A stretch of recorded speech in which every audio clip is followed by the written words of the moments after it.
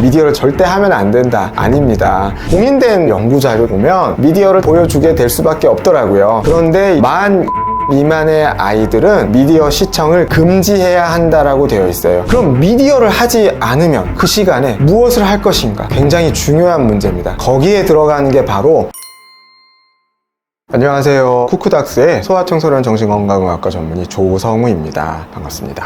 원장님, 혹시 요즘 진료실에 부모님들이 가장 많이 고민하는 거가 뭐가 있을까요? ADHD, 발달, 언어, 사회성 이런 것들 많이 오시고요. 관련해서 스마트폰, 게임, 유튜브 그 중에서도 쇼츠 이런 것들 제지하면 아이가 너무 힘들어하고 이래서 어떻게 하면 좋을지 상담하러 오시는 경우도 많이 있습니다. 그거 자체만으로만 걱정된다는 경우는 그렇게 많지는 않아요. 이런 문제들이 여러 가지가 얽혀 있거든요. 얘가 언어 발달이 느린데 미디어를 너무 좋아한다. 사회성에 문제가 있어서 친구들하고 잘 어울리지 않고 게임이나 미디어만 보려고 한다. 방 밖에 나오지 않고 미디어만 하려고 하고 나가자고 잘 나가지 않는다. 이런 것들 걱정 많이 하시고 부수적으로 학교 성적 혹은 학습 이런 것도 너무 등한시하고 숙제는 안 하고 이런 것만 하려고 한다. 이런 고민이 굉장히 많습니다. 근데 이제 부모님들에게 상반된 관점이 둘 다 있어요. 어떤 부모님은 미디어가 해롭다라고 생각해서 공격성이 다 미디어 때문이다. 게임 때문이다. 이렇게 말씀하시는 분도 있고 또 다른 한편에서는 미디어가 절대 문제가 전혀 없다. 전혀 해로운 게 아니다. 부모 간의 양육에 대한 가치관이 너무 달라서 한쪽 부모님은 너무 통제를 하려고 하고 한쪽 부모님은 너무 통제를 안 하거나 허용적이고 대비돼서 이런 경우들이 있거든요. 그래서 이런 미디어가 아이들에게 안 좋은 영향을 미치는지 얘기를 드려보도록 하겠습니다. 그럼 원장님, 미디어 노출이 아이 두뇌에 얼마나 영향을 끼치는지 알기 전에 아이의 뇌가 어떻게 성장하는지 얘기해 주실 수 있나요?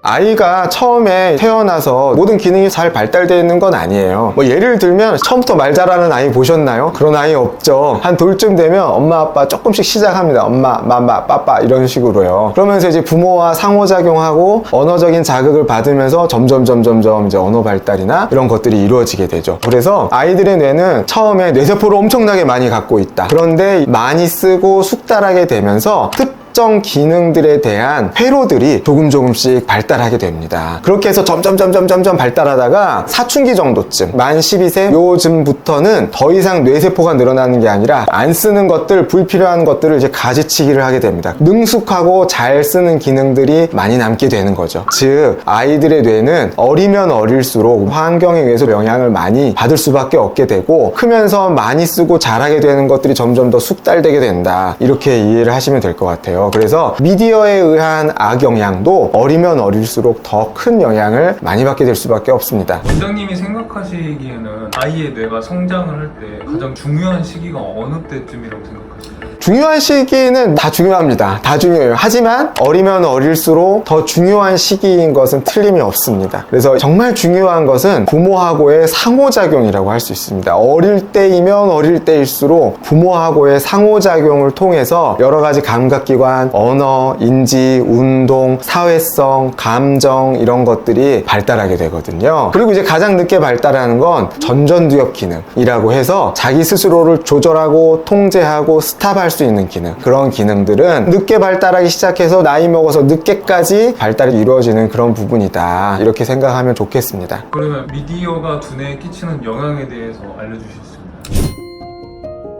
미디어가 안 좋은 영향을 주는 건 확실합니다. 공인된 자료들이 있어요. 미국 소아정신과 협회에서 발간한 여러 가지 연구 자료들이나 가이드라인을 보면 미디어가 어릴수록 아이들에게 굉장히 부정적인 영향을 너무나 많이 줍니다. 기능적 MRI 연구라고 해서 MRI를 찍으면서 특정 부위가 얼마나 활성화가 되거나 잘 억제가 되거나 잘 돌아가는가 이런 연구들이 있는데 어린아이들에게 영상물을 많이 보게 했더니 뇌의 백질 부분에 신경 발달이 저하가 되더라.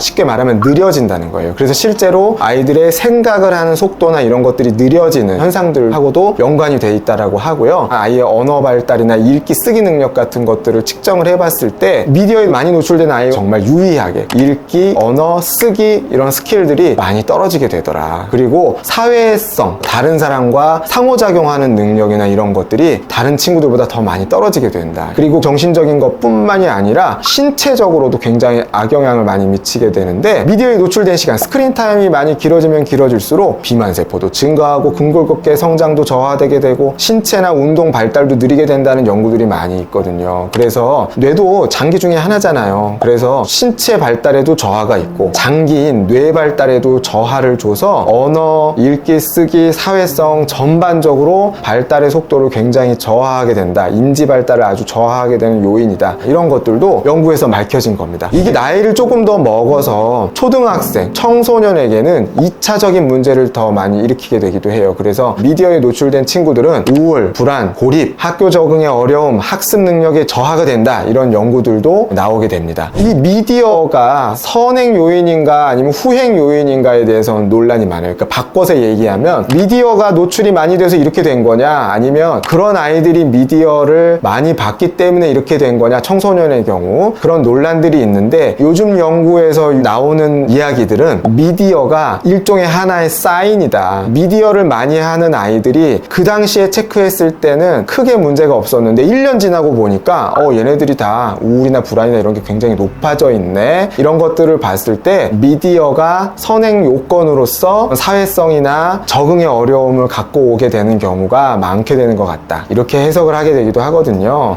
그래서 지금 아이가 미디어를 하고 있고 지금은 괜찮지만 나중에는 괜찮지 않을 수도 있습니다. 그래서 미디어를 많이 하는 자녀가 있다면 좀 유심히 봐야 되겠죠. 얘가 뭔가 어려움이 있는 건 아닌가, 학교에서 크게 뭐 학습에 어려움이 있나, 또래 관계에 어려움이 있는 건 아닌가, 이런 것들을 일단 한번 의심을 해보셔야 됩니다. 그래서 아까 말씀드린 것처럼 얘가 게임을 많이 해서 문제예요, 모든 게 다 게임 때문이에요, 이렇게 생각하는 관점보다는 얘가 요즘 미디어를 너무 많이 하고 있는데 요새 혹시 뭐가 마음대로 안 돼서 힘든 건 아닐까, 학교나 가정에서 어려움을 겪고 있는 건 아닌가, 이런 것들을 점검해 볼 필요는 있다는 거죠. 가이드라인이나 이런 것들을 통해서 보면요, 만 2세 미만의 아이들은 미디어 시청을 금지해야 한다라고 되어 있어요. 그만큼 만 2세 3세 아이들에겐 결정적인 시기이기 때문에 미디어 노출을 하지 않아야 한다라는 거고, 하지만 또 이렇게 말씀드렸더니 아니 밥 먹을 때 20분 30분 보여줬는데 그럼 큰일 나나요? 가끔씩 그렇게 하는 건 괜찮습니다. 그렇게까지 걱정하실 건 아니에요. 하지만 미디어에 대한 심각성을 대해서는 어느 정도 인지를 하셔야 된다, 이런 말이고요. 만 2세에서 만 5세 혹은 만 2세에서 만 6세 정도 나이에서는 노출을 하더라도 1시간 정도만 노출을 해야 된다. 그리고 그것도 부모의 지도 감독 하에 무엇을 보여줄지를 부모가 결정하거나 같이 보거나 참여해서 보거나 해야 된다라는 얘기예요. 그래서 아이들이 패드나 스마트폰 같은 것들을 조작을 해서 너무나 쉽게 어른들 컨텐츠를 보기가 너무 쉽잖아요. 혹은 나이에 맞지 않은 컨텐츠를 볼 가능성이 높잖아요. 그래서 이런 것들에 노출되지 않게 어린이용 컨텐츠에만 노출되도록 부모님이 같이 골라주거나 혹은 보면서 같이 추임새를 넣거나 공감하면서 대화를 나누면서 놀이를 하면서 볼 수 있도록 하는 게 좋다. 만 6세 이상 정도, 즉 초등학생 정도 수준에서부터는 미디어를 1시간 이상 노출할 수가 있는데 그럼에도 불구하고 부모의 지도 감독이나 제한 설정은 필요하다라고 이렇게 많은 가이드라인에서 권고를 하고 있습니다. 그렇기 때문에 아이가 나이를 충분히 먹지 않았는데도 불구하고 이젠 네가 알아서 해라, 모든 건 다 네가 책임져야 된다, 이렇게 얘기할 수는 없다는 거죠. 그래서 초등학생이어도 미디어에 대한 가정 내의 규칙은 존재해야 된다. 저는 주로 설명드리는 것이 가족끼리 밥 먹을 땐 미디어 시청을 하지 않기, 자기 전 몇 시간 전에는 미디어를 시청하지 않기, 할 일을 다 하고 미디어를 시청하는 것을 권장드리는 편입니다. 하지만 너무 과도하게 미디어를 통제하게 되면 아이들 반발심이 커질 수가 있으니까 아이와 상의하면서 규칙을 만들고 그 규칙이 잘 지켜지지 않았을 땐 어떻게 하는가, 이런 것들을 다뤄야 된다는 거죠. 원장님은 혹시 어떤 식으로 하고 계실까요? 사실 저도 아이들한테 보여줍니다. 안 보여주지 않아요. 언제 깨졌냐면요, 제가 아이를 하나 키울 때 미디어를 정말 안 보여줬어요. 밥 먹을 때도 안 보여줘도 충분히 먹일 수 있었어요. 근데 이제 둘째가 태어나면서부터는 미디어를 조금씩은 보여주게 될 수밖에 없더라고요. 근데 저희도 밥 먹을 때 미디어를 보여주거나 하지는 않아요. 또 밤에 보여주지 않아요. 어쩔 때 보여주냐면 식사 준비를 혼자 해야 되는데 도저히 둘째가 안아달라고 하고 떼어지지가 않아요. 그래서 도저히 밥을 어떻게 할 수가 수가 없어요. 이럴 때는 미디어를 한 30분 정도 보여주고 미디어 컨텐츠를 유아용, 아이용 보여주는 걸로 미리 시작할 때 제한 설정을 하고 보여줍니다. 혹은 저희 부부가 둘 다 일을 할 때가 있거든요. 그래서 할머니가 와서 아이를 돌봐주실 때가 있는데 할머니께서 도저히 감당이 어려울 때가 있습니다. 그럴 때는 미디어를 조금씩 보여주십니다. 30분에서 1시간 정도요. 그래서 완전히 미디어 없이 아이를 혼자 키우시거나 주변에 도움이 없는 경우에 사실 미디어 없이 부모가 밥을 먹기도 힘들고 화장실 가기도 힘듭니다. 이럴 때 조금씩 보여주는 게 아이에게 엄청난 큰 해악을 끼치는가? 저는 그렇게까지 생각하지는 않아요. 하지만 아이에게 큰 틀에선 도움이 안 된다는 것에 대해서는 알아야 하고 가이드라인에 대해서도 알고는 계셔야 됩니다. 또 미디어를 노출할 때 부모가 최대한 많이 개입을 해서 상호작용을 하면서 노출하는 게 훨씬 더 좋다, 이렇게 말씀드릴 수 있을 것 같습니다. 혹시 아이가 이미 많이 중독된 상태예요. 이미 많이 몰입해 있고 습관이 돼 있는 상태일 때는 어떻게 해볼 수 있을까요?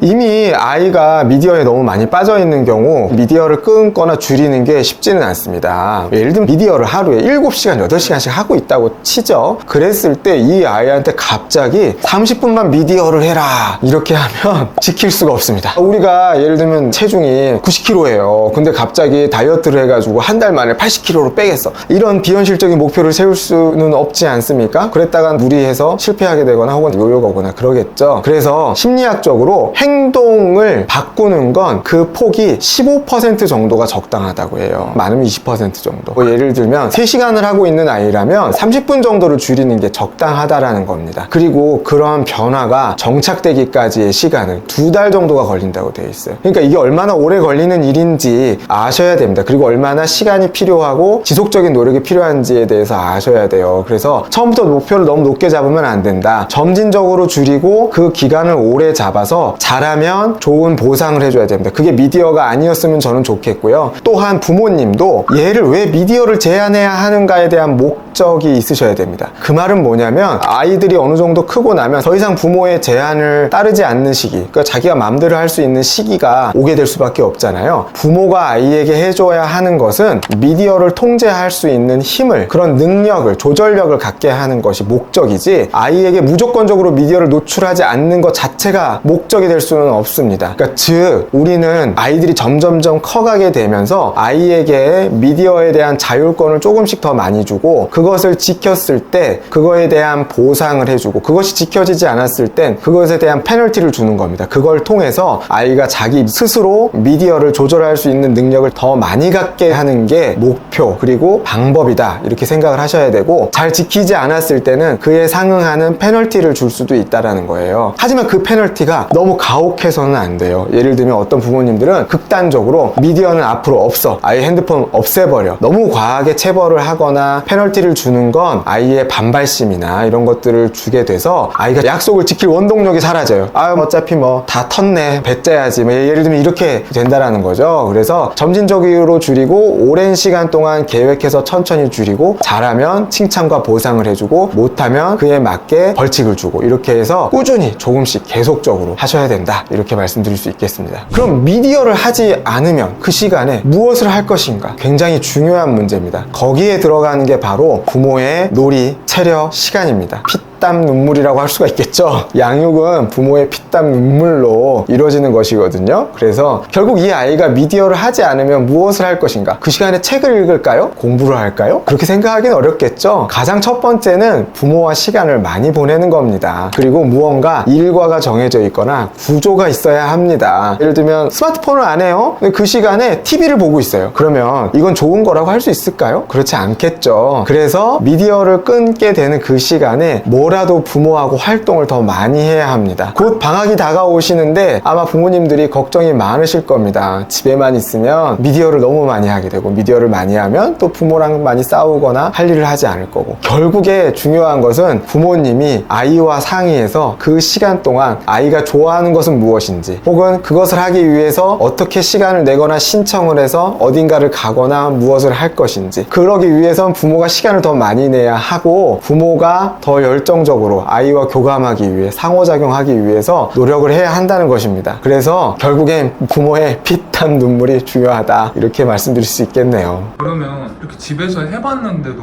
너무 어렵고 잘 안 돼요. 그럴 경우에 병원에 와서 도움받을 수 있는 방법도 있을까요?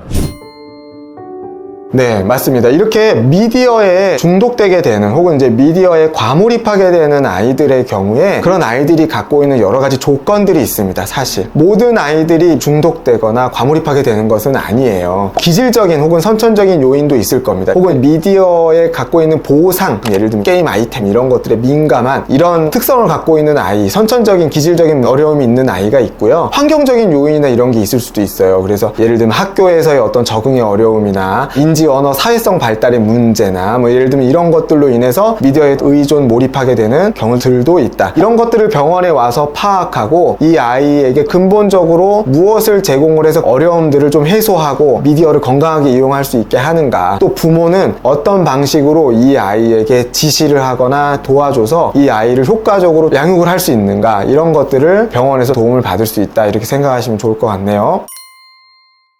미디어가 아이들에게 미치는 영향에 대해서 얘기를 해봤어요. 근데 이제 부모님들도 느끼실 거예요. 성인인 우리도 미디어를 통제하는 게 참 어렵고 힘들구나. 그리고 생활하면서 미디어 없이 살아간다는 건 사실 현실적으로 참 어려운 일이 되기도 했습니다. 제가 오늘 말씀드리고자 하는 건 미디어를 전면적으로 중지해야 되거나 절대 하면 안 된다 라는 얘기가 아닙니다. 우리가 살면서 어느 정도는 그런 것들을 할 수도 있다. 하지만 크게 봤을 땐 이런 미디어가 아이들에게 어떤 영향을 미치는지는 잘 알고 있어요. 야 되고, 효과적으로, 그리고 아이들에게 도움을 줄 수 있는 방향으로 미디어를 어떻게 사용하는지에 대해서 고민을 부모가 먼저 많이 해야 한다라는 겁니다. 그리고 결국 미디어와 건강한 거리두기의 반대말은 부모와 좋은 관계를 유지하는 것하고 거의 비슷한 말이라고도 할 수가 있습니다. 그래서 내 아이와 좀 더 즐거운 시간, 아이가 좋아하는 방식으로, 그리고 나도 내가 즐거운 방식으로 아이와 어떻게 건강한 관계를 맺을 수 있는지에 대해서 많이 고민하고 노력하면 이런 미디어 과의존 문제를 상당히 많이 해소할 수 있을 거라고 생각합니다. 그래서 너무 어려움이 크시다면 주저 말고 전문가를 찾으셨으면 좋겠고요. 너무 걱정하시진 않았으면 좋겠다, 이렇게 말씀드리고 싶습니다. 오늘 영상이 도움이 되셨다면 구독, 좋아요, 알림 설정 부탁드리겠습니다. 또 이런 문제로 고민하고 계신 분들에게 저희 영상을 추천해 주시면 정말 감사하겠습니다. 다음에 더 좋은 영상으로 찾아뵙겠습니다. 감사합니다. 안녕.